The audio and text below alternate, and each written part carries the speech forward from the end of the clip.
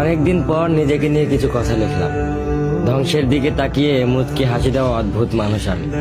হয়তো আমি পাগল, হয়তো অনুভূতির ভিতরে কোন এক গভীর অতল দুঃখ বাসা বেঁধেছে। তবুও নিজেকে জোর করে হাসাতে শিখে গেছি। যেদিন ভেতরটা একবারে ভেঙে গিয়েছিল, সেদিনও বাইরে থেকে এক চিলতে হাসি মুখে নিয়ে সবার সামনে দাঁড়িয়েছিলাম। কষ্টগুলোকে আমি বন্ধু বানিয়েছি, একাকিত্বকে আপন করে নিয়েছি। মানুষ ভাবে আমি হয়তো সুখী, শক্ত, নির্লিপ্ত, কিন্তু তারা জানে না প্রতি রাত আমার এক একটা লড়াই।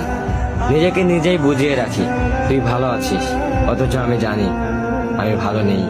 ভেঙে যাচ্ছি প্রতিদিন একটু একটু করে, আর এই ধ্বংস হওয়াটাকে যেন ভালোবেসে ফেলেছি।